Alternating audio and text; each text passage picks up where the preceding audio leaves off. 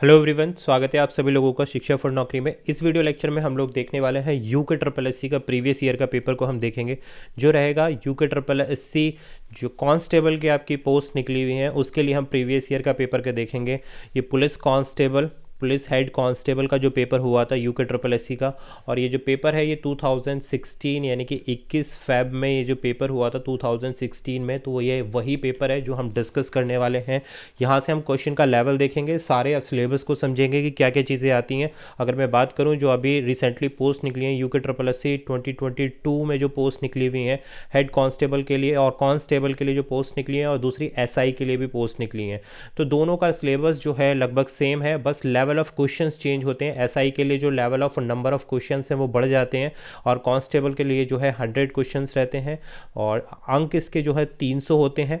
और यहाँ पर प्रश्नों की संख्या क्या दी गई है, 150 दी गई है। समय क्या दिया गया है, यहाँ पर 2 घंटे दिया गया है। लेकिन अभी की मैं बात करूँ तो यहाँ पर 100 क्वेश्चंस कर दिए हैं लेटेस्ट सिलेबस के अकॉर्डिंग। उस सिलेबस को भी हम लोग डिस्कस करेंगे। तो पहले स्टार्ट करते हैं अपनी आज की वीडियो, जिसमें हम यू के ट्रिपल एस सी के पुलिस कांस्टेबल का प्रीवियस ईयर के पेपर को देखने वाले हैं। तो यहाँ पर आपके जो क्वेश्चंस हैं वो बहुत ही इंटरेस्टिंग है। अगर मैं बात कर लूँ अगर सिलेबस की, तो भाई देखो सिलेबस में जो है आपसे क्वेश्चन पूछे जाते हैं, हिंदी के क्वेश्चन पूछे जाएंगे। यहाँ पर हिंदी के 20 क्वेश्चंस रहेंगे आपके पास। उसके बाद उत्तराखंड की जीके यहाँ पर 40 मार्क्स की पूछी जाएगी, और रिमेनिंग जो है आपके पास जीएस रहेगा, जिसमें क्या होगा, जनरल साइंस रहेगा प्लस रीजनिंग के क्वेश्चंस होंगे। ठीक है, 10 क्वेश्चंस आपके रीजनिंग प्लस कंप्यूटर के क्वेश्चन होंगे यहाँ पर। तो ये आपका पूरा सिलेबस है। तो ये रिमेनिंग किसका, वो 40 पार्ट हुआ। तो कुल मिलाकर आपके 100 क्वेश्चंस रहेंगे। सिलेबस को मैं डीपली डिस्कस करूँगा। जो हमारा हेड कांस्टेबल के लिए उत्तराखंड कांस्टेबल के लिए जो हमारा पेपर है उसका सिलेबस मैं डिटेल में स्टडी करूँगा, और आप लोगों को सारी चीज़ें एक्सप्लेन करेंगे टॉपिक वाइज टॉपिक। फिलहाल यहाँ पर हम देखते हैं कि जो हमारा 2016 में प्रीवियस ईयर का पेपर हुआ था उसके सॉल्यूशंस को हम देखते हैं। तो क्वेश्चन नंबर 1 से स्टार्ट करते हैं भाई। सबसे पहले क्वेश्चन नंबर 1 क्या बोलता है, देखिए ये बिल्कुल ओरिजिनल पेपर है जो 21 फैब में हुआ था। यहाँ पर अगर मैं बात करूँ अगर यूट्यूब पर, तो काफ़ी सारे जो है क्वेश्चंस घुमा फिरा कर दिए गए हैं और उन पर प्रीवियस ईयर लिख दिया गया है। तो यार कंफ्यूज होने की ज़रूरत नहीं है, आपको जो लेटेस्ट और ओरिजिनल पेपर है वो यहाँ देखने के लिए मिल रहा है। तो क्वेश्चन नंबर 1 से स्टार्ट करते हैं भाई। निम्नलिखित में से कौन सी रचना मंगेश डबराल की है। तो क्वेश्चन नंबर 1 है हमारे पास, देखो हिंदी का क्वेश्चन है, और हिंदी में भी किस चीज़ का क्वेश्चन है, रचना वाले पार्ट से पूछा गया है। तो काफ़ी सारे चीज़ें हिंदी में जो रचना और कि किसकी ये कृतियाँ हैं, यहाँ से बहुत सारे क्वेश्चंस आपके पूछे जाते हैं। तो मेक श्योर आप ये वाले पार्ट को ज़रूर प्रिपेयर करें हिंदी के, क्योंकि ये बहुत ही इंपॉर्टेंट है। तो क्वेश्चन नंबर 1 के लिए जो राइट आंसर है option number C is the right answer रहेगा। ठीक है, तो यहाँ पर पूछा गया था कि निम्नलिखित में से कौन सी रचना जो है मंगेश डबराल की है। तो ऑप्शन ए बोलता है जंगल का दर्द, काठ की गठिया, पहाड़ पर लालटेन, या फिर युगधारा। तो राइट आंसर है क्वेश्चन नंबर 1 के लिए ऑप्शन नंबर सी, ये मंगेश डबराल के द्वारा पहाड़ पर लालटेन जो है ये एक मंगेश डबराल की एक रचना है। बात करूं अगर मैं जंगल का दर्द जो है, तो ये दयाल जी ने लिखी है। इसको भी आप नोट डाउन कर सकते हैं। जो जंगल के दर्द रचना है ये दयाल जी ने लिखी है। ठीक है, और इसके बाद आती है हमारे पास काठ की घटिया, ये जो है सक्सेना जी ने लिखी है। तो इसको आप ध्यान रखना, दयाल सिंह सक्सेना, दोनों ही रचना इन्हीं की है। ये दयाल सिंह सक्सेना, जंगल का दर्द और काठ की घटिया दोनों ही इन्होंने ही लिखी है। पहाड़ पर लालटेन जो है मंगेश डबराल की है। युगधारा जो है नागार्जुन की है। तो इसको आप नोट कर सकते हैं, युगधारा नागार्जुन ने, पहाड़ की लालटेन मंगेश डबराल। जो क्वेश्चन नंबर 1 का right answer option number C है, और रिमेनिंग 2 जो है दयाल सक्सेना जी ने लिखी है। नेक्स्ट क्वेश्चन नंबर 2 देखते हैं, निम्नलिखित में से संयुक्त व्यंजन कौन सा है। तो अगेन ये हिंदी का क्वेश्चन आ गया है आपके पास में, तो आप नोट डाउन करते चले जाना। तो यहाँ पर ए बी सी डी में से राइट आंसर है हमारे पास ऑप्शन नंबर बी। तो श्रा है, ये क्या है आपका संयुक्त व्यंजन को रिप्रेजेंट करता है यहाँ पर। क्वेश्चन नंबर 3, निम्न में से सुमेलित नहीं है, जो करेक्ट मैच नहीं है वो आपको पहचानना है। क्वेश्चन नंबर 3 की बात की जा रही है। तो राइट आंसर है हमारे पास, देखिए जसपाल राणा जो है यहाँ पर लिखा है लोकगीत। तो आपको पता है भाई ये बिल्कुल गलत है, क्योंकि जसपाल राणा कौन से खेल से बिलोंग करते हैं, रिलेट करते हैं, ये करते हैं भाई निशानेबाजी से। तो ये यहाँ पर गलत हो गया है भाई। तो यही हमें बताना था कि कौन सा गलत मैच है। बात क्लियर है, जसपाल राणा को यहाँ को इन्होंने लोकगीत से दिखाया है, बट ये लोकगीत से नहीं, ये निशानेबाजी से इनका संबंध है। क्वेश्चन नंबर 4, हाथी गुफा शिलालेख किस शासक से संबंधित है? Option number A Kharavela, Gomti पुत्र, अशोक, या ऑप्शन डी बोलता है चंद्रगुप्त मौर्य। तो क्वेश्चन नंबर 4 के लिए राइट आंसर है ऑप्शन नंबर ए। जो हाथी गुफा शिलालेख है ये खारवेल से संबंध रखता है, और ये कहाँ पर है भाई?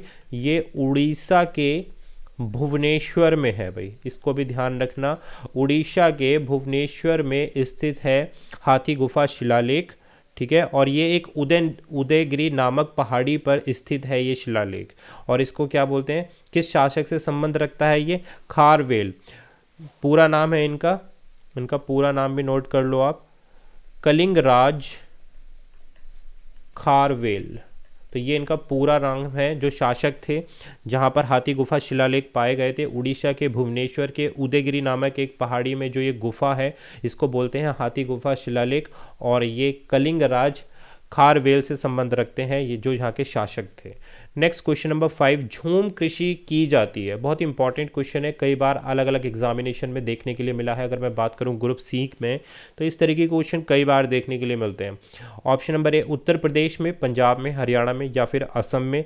तो राइट आंसर है यहाँ पर ऑप्शन नंबर डी। देखिए झूम खेती जो है असम में की जाती है, ठीक, क्यों? क्योंकि यह पर्वतीय क्षेत्र रहता है, इसलिए यहाँ पर ये खेती की जाती है। और अगर मैं बात करूँ कि भाई उत्तर प्रदेश या फिर मध्य प्रदेश में किस तरीके की खेती की जाती है, ये भी आप लोगों से पूछ लिया जाता है। तो देखो अगर मैं बात करूँ वेवर खेती की, जो एक वेवर कृषि होती है वो की जाती है बुंदेलखंड में, बुंदेलखंड में की जाती है मध्य प्रदेश में। एक होती है हमारे पास दीपा कृषि, ठीक है, ये भी जिला मध्य प्रदेश में ही, ये मध्य प्रदेश में ही की जाती है। ये भी दीपा कृषि भी, वेवर हो गई आपकी और दीपा कृषि हो गई। तो ये सब एक कृषि है हमारे पास पोड़ू, पोड़ू कृषि, ये भी क्वेश्चन आपसे पूछा जा सकता है, ये की जाती है आंध्र प्रदेश में। तो इन चीज़ों को नोट डाउन करना बहुत इंपॉर्टेंट है और समझना। तो यहाँ पर झूम खेती जो की जाती है वो असम में की जाती है। Option number D is the right answer. Next बढ़ते हैं क्वेश्चन नंबर 6 के साथ। राज्यसभा का पदेन सभापति कौन होता है? राष्ट्रपति, उपराष्ट्रपति, भारत का मुख्य न्यायाधीश, या उपयुक्त में से कोई नहीं? बहुत आसान सा क्वेश्चन है। राइट आंसर है हमारे पास ऑप्शन नंबर, राज्यसभा के पदेन सभापति जो होते हैं वो उपराष्ट्रपति होते हैं, ठीक है, जो वाइस बोला जाता है जिनको, राष्ट्रपति प्रेसिडेंट, उपराष्ट्रपति vice president. Next question number 7, सरकारी बजट की अवधि सामान्यता होती है 1 वर्ष, 2 वर्ष, 5 वर्ष, या फिर 10 वर्ष? राइट आंसर है हमारे पास ऑप्शन नंबर ए। सरकारी बजट जो होता है वो हमारा, उसकी अवधि क्या होती है? सामान्यता 1 वर्ष होती है। कब से कब तक चलती है भाई? ये आपको पता है, जो वित्तीय वर्ष होता है वो अप्रैल से स्टार्ट होता है हमारा, 1 अप्रैल से स्टार्ट हो जाता है और कहाँ तक जाता है? 31 मार्च तक जाता है। यही पूछा गया है यहाँ पर। नेक्स्ट क्वेश्चन नंबर 8, ई पशु हॉट पोर्टल का भारत में शुभारंभ कब किया गया था? बहुत अच्छा इंपॉर्टेंट क्वेश्चन है कि ई पशु हॉट पोर्टल का भारत में शुभारंभ कब किया गया था? तो करेक्ट आंसर है यहाँ पर क्वेश्चन नंबर 8 के लिए ऑप्शन नंबर बी। ये किया गया था भाई 26 नवंबर 2016 में किया गया था। बात क्लियर? पर देखो ये करंट अफेयर का क्वेश्चन है, क्योंकि 2016 का में ये बिल्कुल करंटली इंट्रोड्यूस किया गया था ई पशु हॉट पोर्टल, तो ये तभी का पेपर है, तो इसलिए उस समय के क्वेश्चन, तो 1-2 क्वेश्चन आपके करंट अफेयर से भी डेफिनेटली आपको देखने के लिए मिलेंगे, जो आपके जीएस वाले पोर्शन में चले जाएंगे। तो मेक श्योर आप अपना थोड़ा सा करंट अफेयर भी रेडी रखें। नेक्स्ट पढ़ते हैं भाई क्वेश्चन नंबर 9 के साथ में। क्वेश्चन नंबर 9 बोलता है, पंच केदारों में से कितने केदार रुद्रप्रयाग जिले में स्थित हैं? जो पंच केदार हैं उनमें से कितने जो केदार हैं, देखो उत्तराखंड जीके से क्वेश्चन स्टार्ट हो गया है हमारे पास, तो कितने केदार रुद्रप्रयाग जिले में स्थित है? 1, 2, 3 या फिर 4? तो राइट आंसर है हमारा क्वेश्चन नंबर 9 के लिए ऑप्शन नंबर सी। तो यहाँ पर 3 जो केदार हैं वो रुद्रप्रयाग में ही स्थित हैं। नेक्स्ट क्वेश्चन नंबर 10, निम्नलिखित में से किस क्षेत्र में कलिंग पुरस्कार प्रदान किया जाता है? ये आपको बताना है कि कौन सा ऐसा क्षेत्र है जिसमें कलिंग पुरस्कार दिया जाता है? कला के क्षेत्र में, चिकित्सा के क्षेत्र में, रचनात्मक लेखन में, या फिर विज्ञान के क्षेत्र में? तो राइट आंसर है हमारे पास ऑप्शन नंबर डी। देखिए विज्ञान संचार के क्षेत्र में कोई भी अगर बड़ा योगदान होता है, कि कुछ भी बड़ा इनोवेशन होता है विज्ञान के क्षेत्र में, साइंस के क्षेत्र में, तो वहाँ पे ये कलिंग पुरस्कार प्रदान किया जाता है। तो option number D is the right answer. Next बढ़ते हैं भाई, किसी राष्ट्रीय राजमार्ग द्वारा, या कि आपको बताना है कि कौन से राष्ट्रीय राजमार्ग द्वारा जो बद्रीनाथ से जुड़ा हुआ है, आपको 4 ऑप्शन दिए गए हैं, आपको बताना है कौन सा ऐसे राष्ट्रीय राजमार्ग है जो हरिद्वार से बद्रीनाथ से जुड़ा हुआ है। हरिद्वार टू बद्रीनाथ पूछा है। तो राष्ट्रीय राजमार्ग 72, 58, 74 या 87। तो राइट आंसर है क्वेश्चन नंबर 11 के लिए ऑप्शन नंबर बी। तो राष्ट्रीय राजमार्ग जो 58 है भाई, वो कहाँ से कहाँ तक है? हरिद्वार से, इसको नोट कर लेना, बहुत इंपॉर्टेंट है। हरिद्वार से और कहाँ तक जाता है ये? बद्रीनाथ तक जाता है राष्ट्रीय राजमार्ग 58। और अगर मैं बात करूँ 72 की यहाँ पर, तो ये जो राष्ट्रीय NH 72 है ये जाता है अम्बाला टू हरिद्वार रहता है ये। बात करें अगर हम NH 74 की, तो ये कहाँ से कहाँ तक रहता है? ये रहता है हरिद्वार से बरेली। तो इसको भी आप नोट डाउन कर सकते हैं। लास्ट जो NH बचा है हमारा 87, ये है हमारा रामपुर से नैनीताल, यानी कि रामपुर उत्तर प्रदेश टू नैनीताल उत्तराखंड। तो ये राष्ट्रीय राजमार्ग 87 हुआ। 58 जो है हरिद्वार से बद्रीनाथ चलता है, और 72 अम्बाला से हरिद्वार, 74 हरिद्वार से बरेली, और 87 रामपुर से नैनीताल। तो ये मैंने आपको क्लियर कर दिया। नेक्स्ट क्वेश्चन नंबर 12 आता है हमारे पास, चराना में मूल क्रिया क्या है? ठीक है, हिंदी का क्वेश्चन है ग्रामर का, कि वर्ड जो चराना होता है, जैसे भैंस चराना वगैरह होता है, तो उसमें मूल क्रिया क्या है? चरना, चर, चरवाना या उपयुक्त में से कोई नहीं। तो राइट आंसर है ऑप्शन नंबर ए, चरना। नेक्स्ट क्वेश्चन नंबर 13, फेंक कर चलाने वाले हथियार को कहते हैं? बहुत ही आसान सा क्वेश्चन है, शस्त्र, औजार, उपकरण या फिर अस्त्र। तो राइट आंसर है 13 के लिए option number D is the right answer. जो अस्त्र होते हैं, अस्त्र शस्त्र बोला जाता है ना, तो अस्त्र जो होते हैं वो फेंक कर, यानी कि जो हवा में चलाए जाते हैं। तो एक तरीके से ये हो गया हमारा ऑप्शन नंबर डी क्वेश्चन 13 के लिए।